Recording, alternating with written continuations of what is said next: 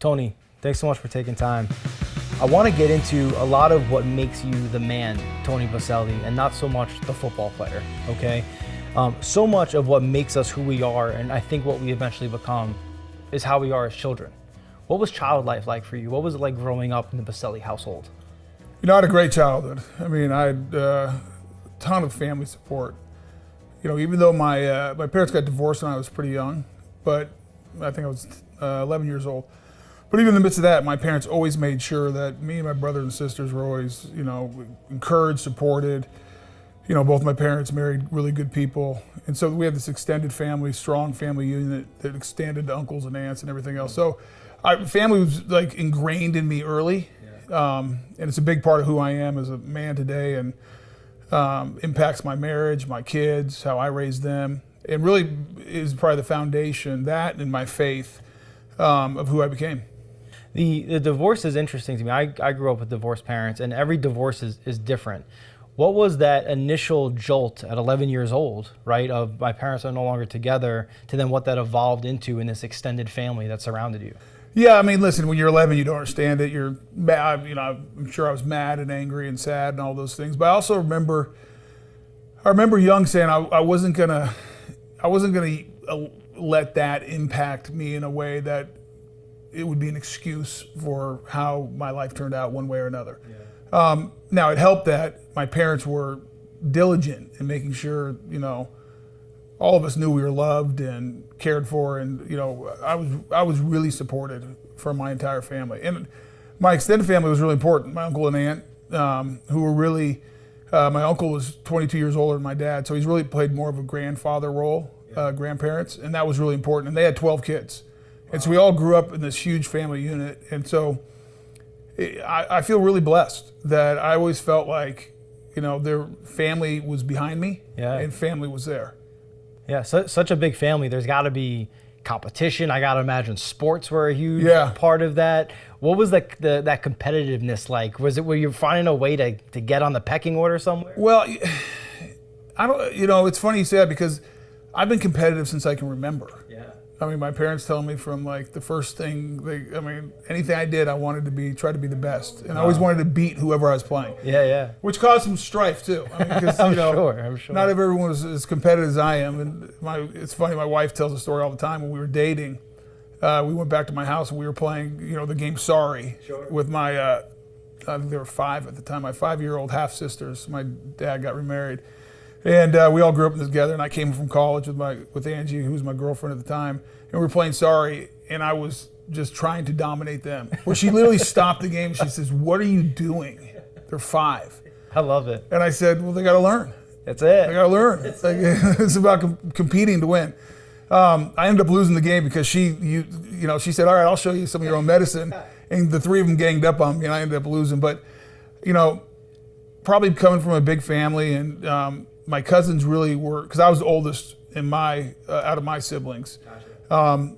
But I had older cousins, and I looked up to them, and they, you know, so there was a competitiveness, and I felt like I was their little brother in a way. And so, but as far as competitive, I was always competitive. Yeah. I mean, everything. I mean, to this day, I mean, to me, it's like, if you're not trying to win, then why are you trying to do it? Yeah. I know for a lot of kids, especially I think growing up in this big family that sort of evolved, I don't know if it was as a result of divorce, but certainly added to its growth, where you form this very special bond with your parents, right? I got to imagine your father played a large role in your life, whether it be sports, competitiveness, just being a man. What was that like for you? What's your relationship? How was that with him when he was still here? Yeah, my dad was really close to my dad, and he was a great example from the standpoint of, one, he had a tremendous work ethic. You know, hard work was like just what you did as an individual. And so I saw that in him. And then he was also super supportive and always there, always present. You know, I always like telling the story, no matter what, every day he'd get home from work, you know, he had a routine. He'd have 1 gin and tonic. And he said, "I need 15 minutes, just put work behind." Yeah. And that 15 minutes was over, he was outside with all of us. Really? And playing one-on-one hoops, it would, you know, football catch, baseball, whatever. I mean, I played all the sports. So whatever it was, he was always there. And then he always is at all my games. And was always there to give advice and kind of be the father. I mean, great. He had a big voice in my life, and so it was. And that obviously evolves as you become an adult, and I became a father, and then he passed away last year in 2021. And so that was hard because, anyone who's lost a parent, and he was too young, he was only 72, and he lost a battle with cancer. And so that was hard because all of a sudden that relationship, and I even find myself now, I'll be driving somewhere and something happens, and my first instinct is like, who am I going to call? And, typically I'd call my dad. Yeah. And just check in and tell him, because he loved being a part of it. He loved all the, stuff and football and going to games and even post-career, all the stuff around any Hall of Fame stuff or Jaguar stuff. So that was difficult, but he was a huge part of who I am, and his advice and his love and support will always be with me. Yeah, you mentioned obviously we're filming this. I think tonight, right, is the gold jacket. You're getting the gold jacket tonight. Yeah. And unfortunately, a lot of people, myself included, feel like you had to wait far too long for this night to come, right?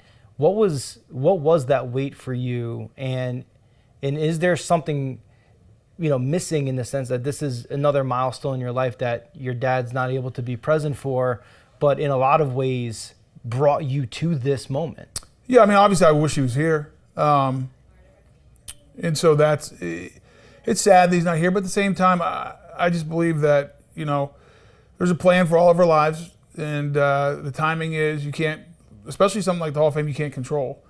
And I never, obviously I wish I'd have gotten it earlier, but, because I got hurt, my career was shorter, so it was much debated about my induction to the Hall of Fame.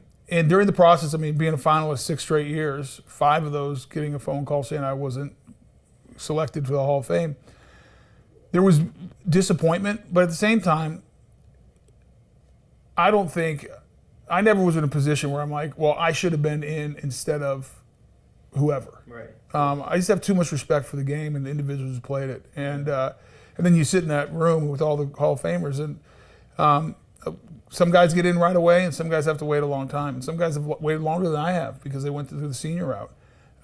But once you're in it, you're part of that team, part of that fraternity. And so I'm sure there's a purpose in why I had to wait. And there was some good learning in that. And I'm just happy that I don't have to wait any longer. I'm happy that come January when they announce the finalists and the Super Bowl and everything, I don't have to go through that. It was painful at times because you go through it. There's a lot of emotion, and I'm just glad that part's over. Well, look, this doesn't end a drought just for you personally, right? This also ends a drought for the Jacksonville Jaguars organization. You're the first Jaguar to get in. I think you were also the first ever draft selection of the Jacksonville Jaguars. You and that organization are going to be intertwined in history forever.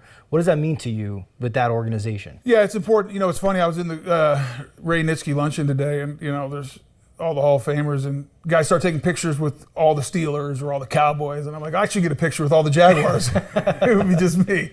But I take a lot of pride in being the first Jaguar ever selected in the NFL draft and the first Jaguar ever selected in the Pro Football Hall of Fame. That means something.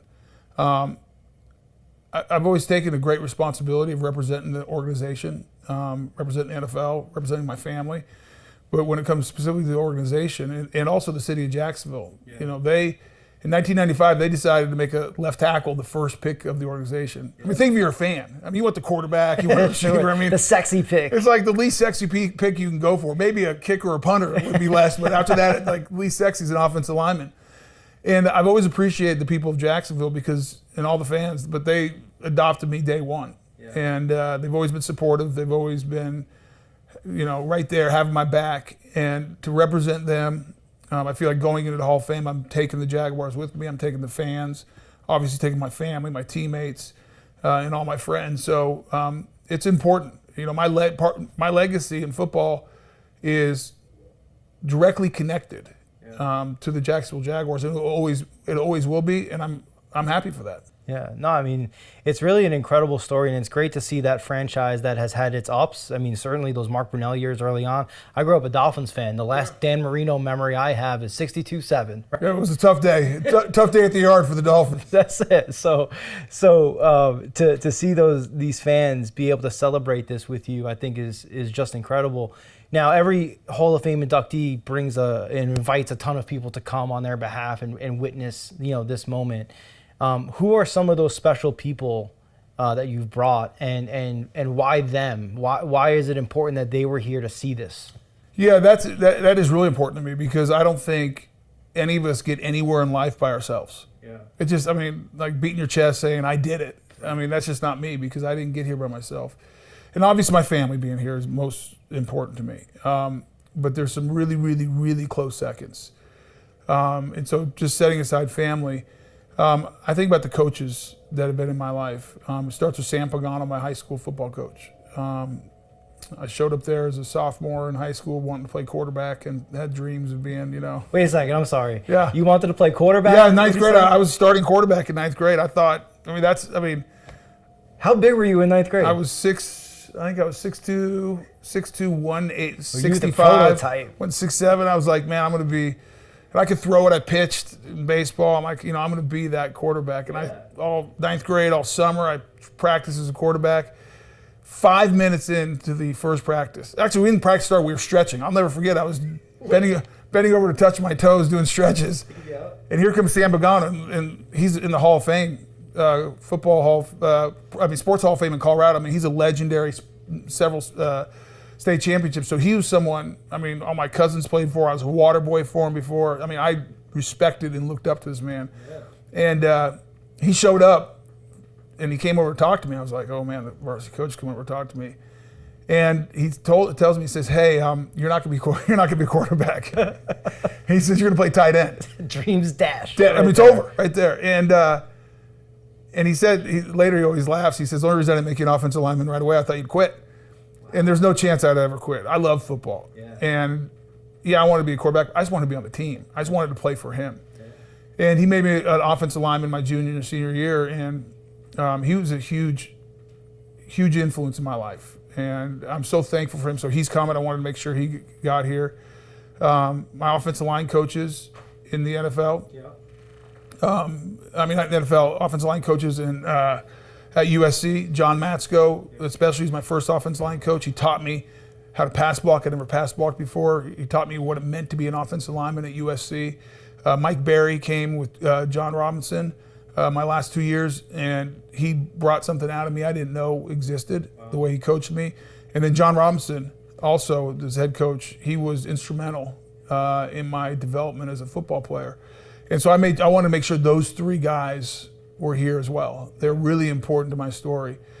And then Tom Coughlin, head coach of the Jaguars. It was an interesting relationship with Tom when I played for him. He's legendary as a hard ass. Right, of fame of if you're not 5 minutes early, you're late. He's the only person I know that felt like he could adjust the time spectrum of the universe. He could change it, and he did. He has that kind of power. And he was miserable to play for at times. He made it hard, but I have so much respect for him. Yeah.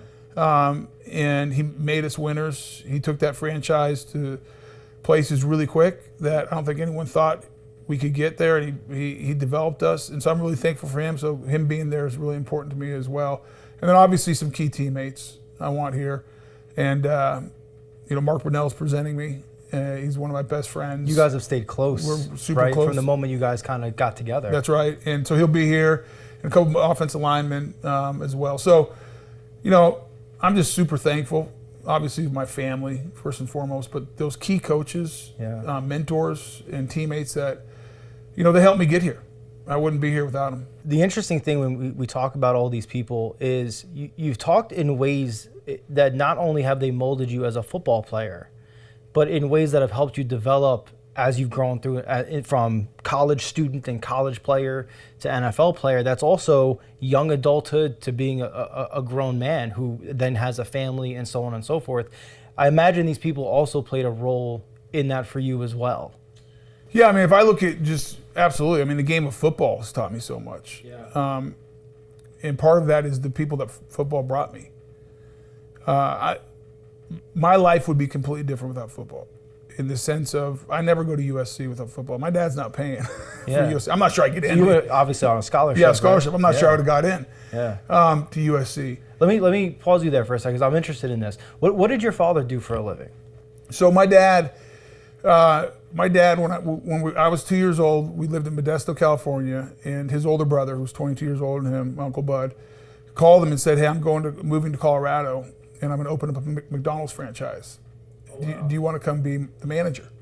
So my dad said, "Sure." So my dad went and was the manager of McDonald's when I was young, and then over the years, his brother expanded, bought more, and let his little brother, my dad, buy in a minority stake. And so we lived, middle class, good life. Sure.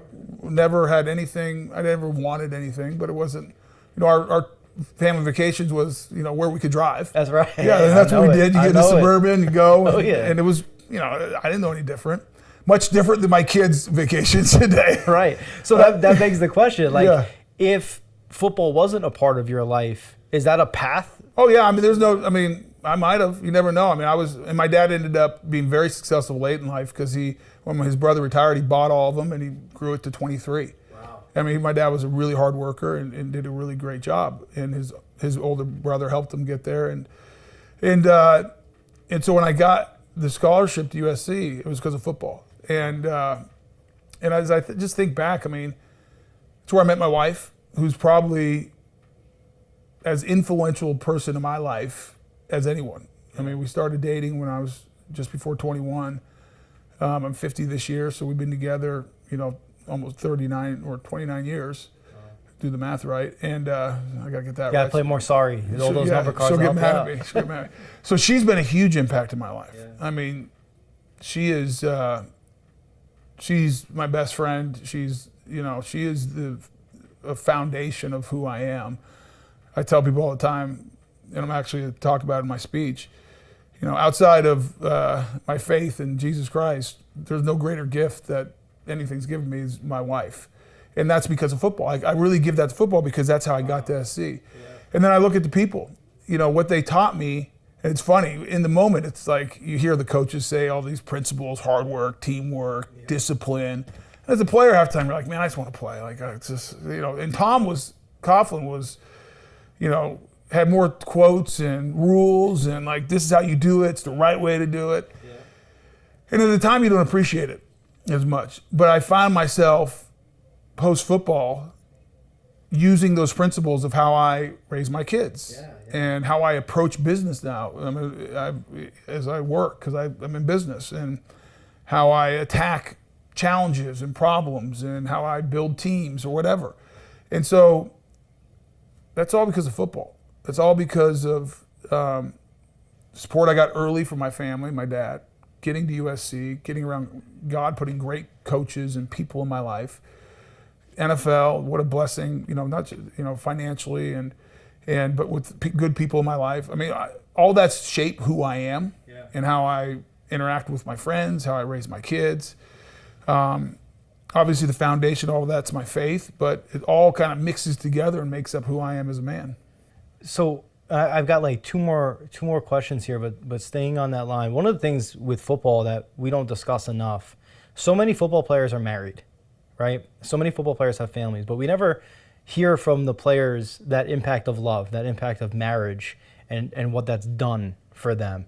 And the way you just spoke about your wife was just so eloquent about really how that has carried you through your career. If I'm not mistaken, right, your wife worked something out with your father so that there could be some level of him here. And if you're okay and comfortable with it, if you could talk about that. I believe there was a video message for you. Two questions here. What did that do for you to see that, be surprised by that, to share in that? And what does that say about her love for you to try to give that to you, knowing what it would mean to you? Let me start with the latter part of that, my wife. Angie is my favorite person in the entire world. And it's funny, my kids, they're always like, well, aren't we your favorite? And I said, no, sorry. I love you. I'd die for you. Yeah. but your mom's number one. I like that. I mean, she is my favorite person. Yeah. I love doing life with her. I remember, when you get married, like the cool thing, like my wife's my best friend. Right. That probably wasn't true. It's like the nice thing to say when you first get married. I mean, if push comes to shove, I'd probably go hang out with the boys and go do stuff. And her and I laugh about this all the time because she said the same thing. We loved each other, but there's not a person I'd rather be with and go do things with. And I trust her more than any person in this world. I know she loves me unconditionally, and we have fun doing life together.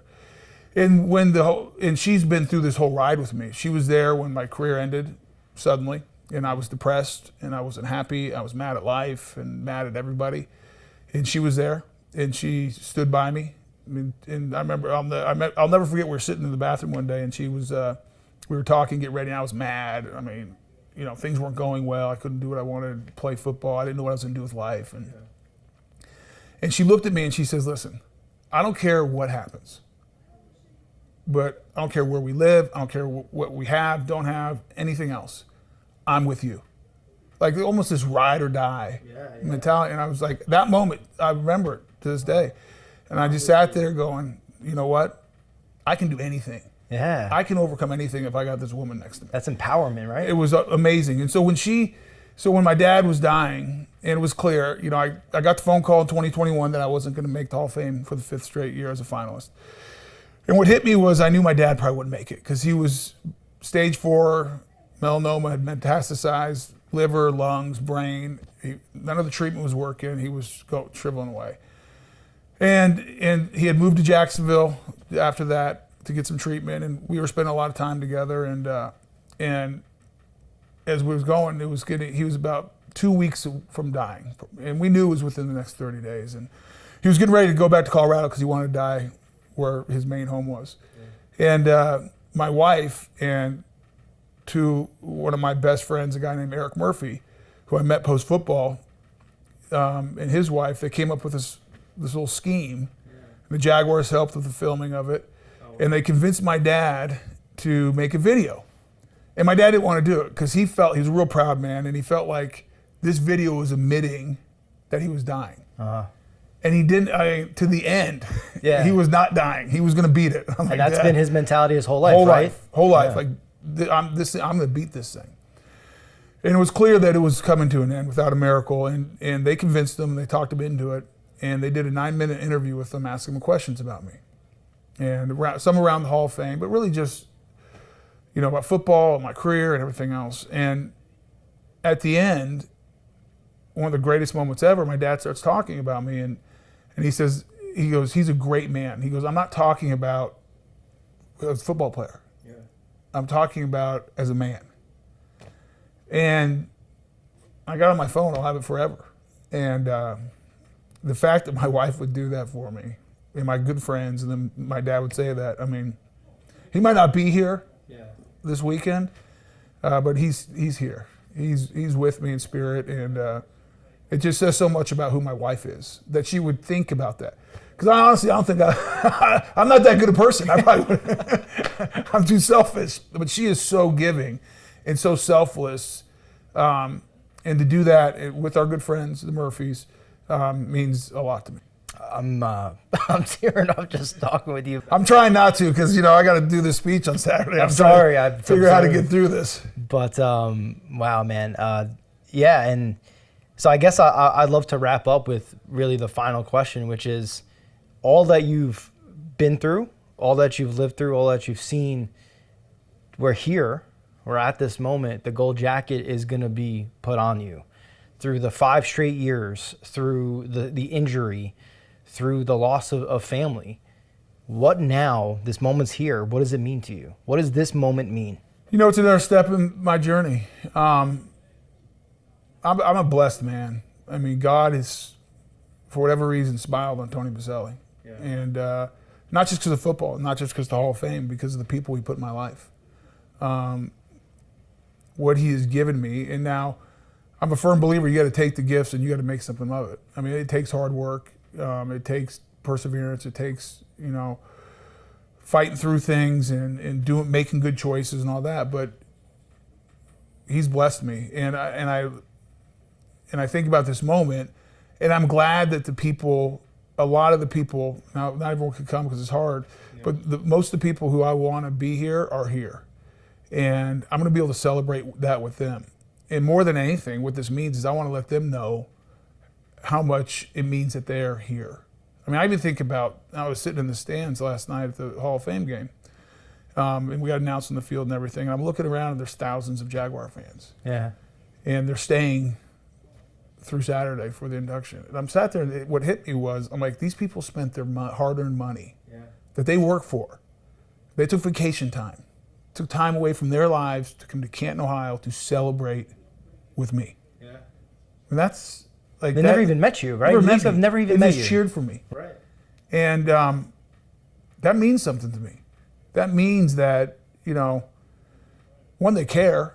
They want to celebrate with me. They might just be fans, but to me it's more than that because they're investing.